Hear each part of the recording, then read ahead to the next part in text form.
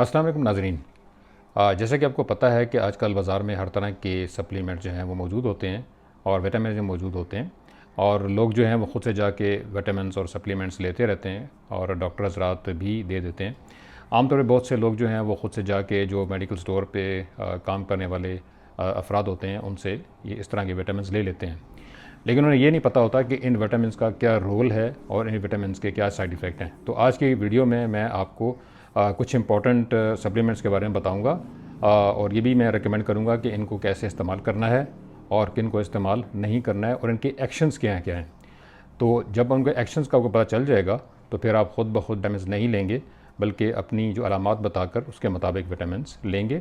और मेरा मशवरा ये है कि आप डॉक्टर्स जो बाकायदा मुस्तनद डॉक्टर्स होते हैं उनसे जाके सिर्फ ये इस तरह के सप्लीमेंट लें। सबसे पहले जो सप्लीमेंट है उसका नाम है विटामिन D3। जी हाँ, विटामिन D3 जो है उसको कहा जाता है कि ये असल में एक हार्मोन है और ये विटामिन नहीं है, क्योंकि इसका एक्शन जो है वो हार्मोन की तरह होता है। विटामिन डी का जो सबसे बड़ा एक्शन होता है वो इम्यूनिटी के ऊपर होता है। इम्यूनिटी को ये स्टेबलाइज़ करता है, इम्यूनिटी को बेहतर बनाता है और एलर्जीज से जो है इंसान की जान छुड़ा देता है। ख़ास तौर पे जो स्किन एलर्जीज़ होती हैं वो दूर हो जाती हैं। इसके अलावा जो मैदे की एलर्जी है, फॉर एग्ज़ाम्पल गोश्त की एलर्जी है या गंदम की एलर्जी है या दूध की एलर्जी है, कोई भी एलर्जी है उससे उसका ख़ात्मा ये कर देता है। और इसकी गैर मौजूदगी में, इसकी कमी से इस तरह की एलर्जीज़ हो जाती हैं। इसके अलावा ये बालों के गिरने को रोकता है।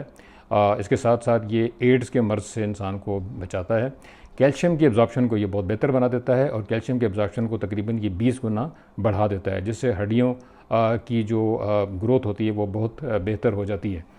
इसके अलावा आँख की जितनी बीमारियां हैं वो इसकी मौजूदगी में कम हो जाती हैं और इसकी कमी से वो बढ़ जाती हैं। ख़ास तौर पे जो काला मोतिया है वो उसके होने से चला जाता है। इसके साथ साथ विटामिन डी जो है वो उसका असर दिमाग के पर भी होता है और कॉग्निशन यानी कि दिमाग के सोचने की समझने की जो सलाहियत है वो बेहतर हो जाती है। इसके अलावा जो है डिप्रेशन और एंजाइटी भी इससे कम हो जाती है। इसके अलावा नंबर 2 पे जो सप्लीमेंट है उसका नाम है मैग्नीशियम ग्लाइसिनेट। जी हाँ, ये मास्टर मिनरल है। बहुत ज़बरदस्त किस्म का ये मिनरल है और इसके इस्तेमाल करने से सेलुलर लेवल पे जो जितने एक्शंस होते हैं आपका ख़ास तौर पे जो डीएनए है उसका बनना, उसके अलावा जो सेल के अंदर जितना कम्युनिकेशन होता है और सेलों का आपस में जो ट्रिलियंस ऑफ सेल्स होते हैं बॉडी में, उनका जो कम्युनिकेशन होता है इसके होने से वो बहुत बेहतर हो जाता है। और इसके अलावा जो पट्टों का खिंचाव होता है उससे निजात मिल जाती है। इसकी मुनासिब मकदार के होने से दिमाग के सोचने समझने की सलाहियत बहुत बढ़ जाती है। डिप्रेशन और एंजाइटी जो है वो दूर हो जाती है। नाज़रीन, ये जो मैग्नीशियम ग्लाइसिनेट होता है इसकी जो मकदार है ये सुबह 4 बजे, 5 बजे, 6 बजे और 7 बजे ये फ्लक्चुएट करती रहती है, यानी ऊपर नीचे कम ज़्यादा होती रहती है। और सुबह जो है अगर इसकी मकदार जिस्म में कम हो तो बहुत ज़्यादा कम हो जाती है, जिसके कम होने से आपने देखा होगा कि जिस्म में क्रैम्प्स पड़ते हैं। ख़ास तौर पे लोगों को जो क्रैम्प्स पड़ते हैं बॉडी में वो सुबह बहुत ज़्यादा हो जाते हैं। हार्ट अटैक्स भी सुबह ज़्यादा होते हैं, क्योंकि मैग्नीशियम ग्लाइसिनेट का असर जो है वो दिल के पट्टों पे भी होता है। दिल का जो पेस मेकर होता है उसकी जो इलेक्ट्रिकल एक्टिविटी होती है वो इसके होने से बहुत बेहतर हो जाती है, मगर इसकी कमी से उसके अंदर भी फ़र्क पड़ता है, जिसकी वजह से बहुत सारे जो अटैक्स होते हैं, हार्ट अटैक्स होते हैं, वो सुबह होते हैं। इसके साथ साथ जो है जो मिग्रेन होता है यानी कि दर्द शकीका, आधे सर का दर्द जो होता है वो उसकी कमी से बढ़ जाता है और मैग्नीशियम के ग्लाइसिनेट के होने से दर्द शकीका से निजात मिल जाती है। उसके लिए इसकी मकदार ज़रा ज़्यादा चाहिए, 800 से लेकर 1200 मिलीग्राम तक इसकी मकदार डेली चाहिए। इसके साथ रात का वक्त होता है उसमें इसको इस्तेमाल करना बेहतर होता है, क्योंकि बहुत से लोग सवाल पूछते हैं कि किस वक्त इसका इस्तेमाल करना बेहतर है, तो रात के टाइम इसका इस्तेमाल करना सबसे बेहतर है। इसके अलावा इस एक फिनोमेनन होता है जिसको डॉन्स फिनोमेनन कहते हैं।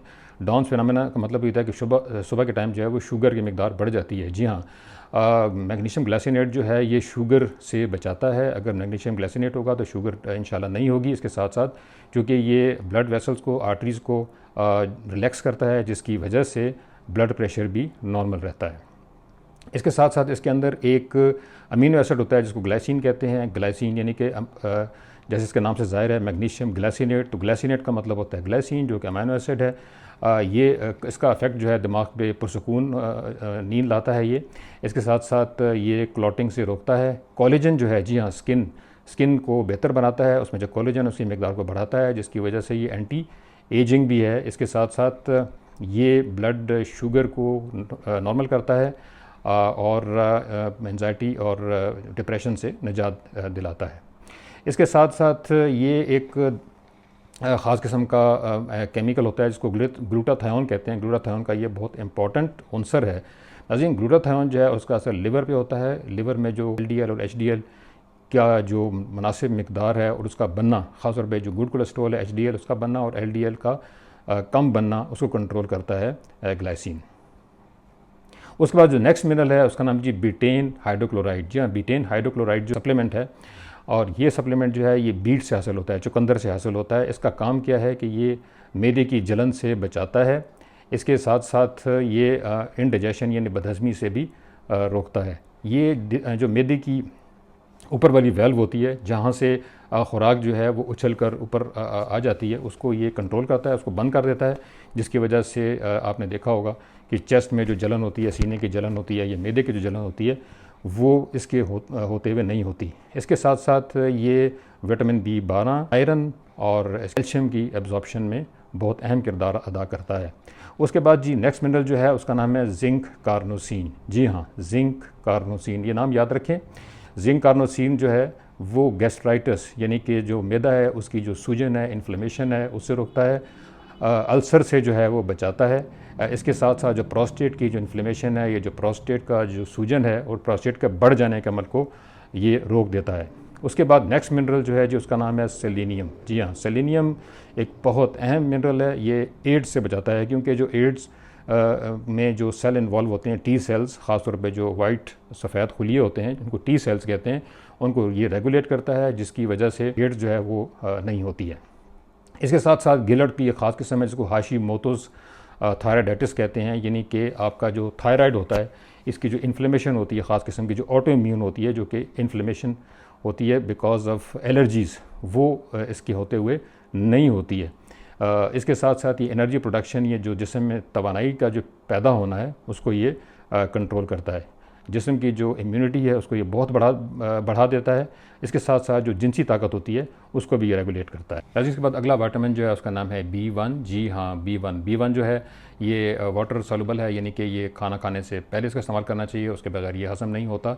ये नर्वस टेंशन, डिप्रेशन, एंजाइटी उससे रोकता है। इसके अलावा जो पाँव में रेस्टलेस लेग सिंड्रोम होता है, यानी कि रात के वक्त जो टांगों में बेचैनी होती है, वो भी इसकी कमी से होती है और इसके खाने से वो चली जाती है। इसकी एक और किस्म है जो फैट सॉल्युबल है, जिसको बेनफोटायामीन कहते हैं। जी हाँ, बेनफोटायामीन। बेनफोटायामीन जो है ये फ़ैट सॉल्युबल है, ये खाना खाने के बाद इस्तेमाल करनी चाहिए, क्योंकि ये फ़ैट के होते हुए हज़म होती है। इसके वही रोल हैं जो कि B1 के हैं। ये B1 ही की एक किस्म है। नाज़रीन, बेनफोटायामीन का एक ख़ास रोल जो है वो बड़ा अहम है, और वो ये है कि जिन लोगों को सुइयाँ चुभती हैं, टांगों में, पाँव में, हाथों में सुइयाँ चुभने का एहसास होता है या उसमें जलन महसूस होती है, वो बेनफोटायामीन यानी B1 की जो फैट सॉल्युबल किस्म है उसकी कमी की वजह से होती है, और इसके इस्तेमाल करने से वो चली जाती है। अगला जो सप्लीमेंट है उसका नाम है कैल्शियम लैक्टेट। कैल्शियम लैक्टेट जो है ये पुरानी और ज़िद्दी खांसी को होने से रोकता है। ये आमतौर पर जो मुख्तलिफ़ किस्म की मछलियाँ होती हैं जैसे सार्डीन है, उसके इस्तेमाल करने से इसकी काफ़ी मुनासिब मकदार मिलती है। इसके अलावा चीज़ जो होता है, यानी कि जो पनीर है, उसमें काफ़ी मकदार इसकी पाई जाती है। इसके बाद नेक्स्ट जो सप्लीमेंट है वो आयरन है। जी हाँ, बहुत पॉपुलर है, बहुत ज़्यादा इस्तेमाल होता है। आयरन के सप्लीमेंट जो है ज़्यादा इस्तेमाल होते हैं। आयरन को की गोलियाँ जो हैं और आयरन की कैप्सूल जो हैं वो आप इस्तेमाल कर सकते हैं डॉक्टर के कहने पे। इसके साथ साथ आयरन जो है वो ग्रीन लीफी वेजिटेबल, जी हाँ, जो सब्ज़ पत्तों वाली सब्ज़ियाँ होती हैं उसमें मुनासिब मकदार में पाया जाता है। इसके अलावा सेब में, केले में और मुख्तलिफ़ किस्म का बड़े गोश्त में भी काफ़ी बड़ी मकदार इसकी पाई जाती है। इनके इस्तेमाल करने से इसकी कमी जो है उससे बचा जा सकता है। इसके बाद नेक्स्ट जो मिनरल है उसका नाम है पोटेशियम। जी हाँ, पोटेशियम की रोज़ाना काफ़ी बड़ी मकदार लेनी पड़ती है, तकरीबन 4700 मिलीग्राम, क्योंकि अगर ये मकदार लेंगे तो उसके इस मकदार के लेने ही से फ़ायदा होता है। पोटेशियम का सबसे बड़ा रोल ये है कि ये ब्लड प्रेशर को होने से रोकता है। इसके अलावा शुगर को होने से भी रोकता है। जो लोग मोटे हो जाते हैं, उनके अंदर फ़ैट ज़्यादा होती है, तो इस फ़ैट के अंदर पोटेशियम ट्रैप हो जाता है, फंस जाता है, जिसकी वजह से शुगर हो जाती है। चुनांचे इसकी मुनासिब मकदार लेना और इसके सप्लीमेंट का इस्तेमाल करना ज़रूरी है, क्योंकि रोज़ाना 4700 मिलीग्राम का लेना बहुत मुश्किल है। इसके साथ साथ इसके बाद नेक्स्ट जो सप्लीमेंट है वो है कोएंजाइम Q10। जी हाँ, कोएंजाइम Q10 जो है वो एनर्जी प्रोडक्शन के लिए बहुत ज़रूरी है। जिसमें जो तवानाई पैदा होती है वो इसके होने से ज़्यादा हो जाती है। इसके साथ साथ ये दिमाग के मुख्तलिफ़ फंक्शंस को कंट्रोल करता है, सोचने समझने की सलाहियतों को बढ़ाता है। इसके अलावा ये दिल को ताकत देता है, दिल की जो फंक्शन है उसको रेगुलेट करता है। इसके साथ साथ ये एंटीऑक्सीडेंट भी है, जिसमें जो ऑक्सीजन की मुख्तलिफ स्पीशीज़ जो जंग पैदा होता है उसकी सफाई भी करता है।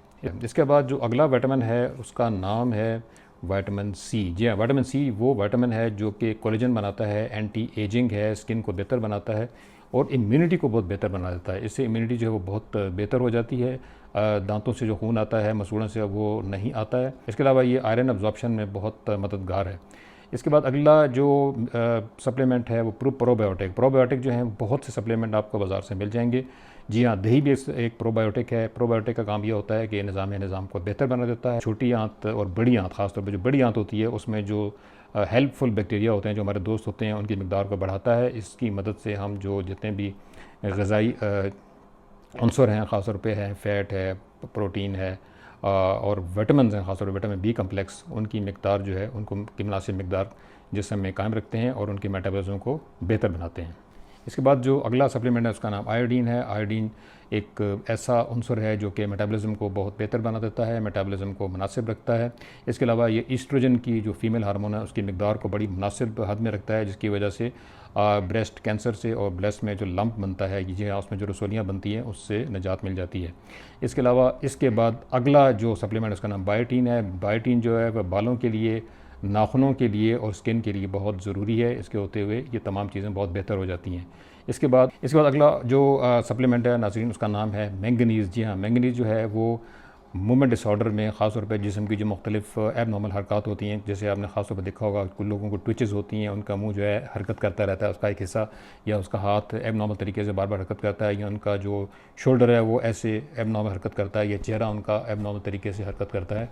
इस तरह की हरकत जो हैं ये मैंगनीज़ जो है इसको रोक देता है। इसके बाद अगला जो सप्लीमेंट है उसका नाम है NAC। जी हाँ, N एसिटाइलसिस्टीन।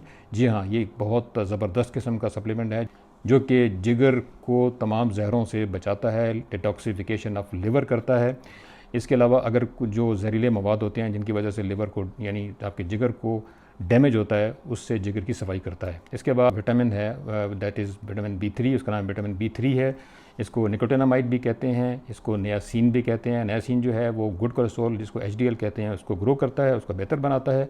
और जो बैड कोलेस्ट्रॉल है उसको LDL कहता है, उसकी मकदार को कम करता है। ये सेल के अंदर जो एनर्जी प्रोडक्शन है, सिस्टम है एनर्जी को बनाने का, माइटोकॉन्ड्रिया के अंदर, उसको बेहतर बनाता है। इसके अलावा ये बांझपन को दूर करता है और जो मुख्तलिफ़ किस्म के ऑक्सीजन की स्पीशीज़, ये जंग जिसमें बनता है, उसकी सफाई करता है।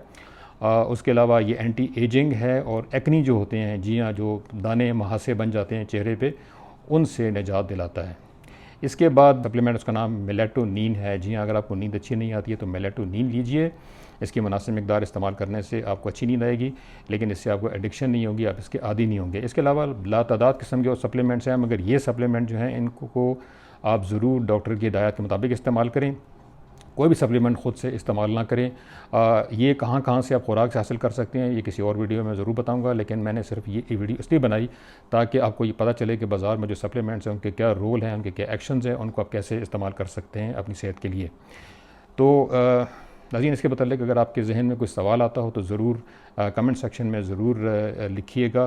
नाज़रीन, अब हम जिक्र करेंगे उस विटामिन का जिसको विटामिन ई कहते हैं, जिसको टोकोफेरोल भी कहते हैं, जो इसका आर्टिफिशियल वर्जन है, और टोकोट्रेनोल कहते हैं जो इसका कुदरती वर्जन है। ये विटामिन अचानक हार्ट अटैक से बचाता है क्योंकि ये खून की नालियों को साफ़ करता है।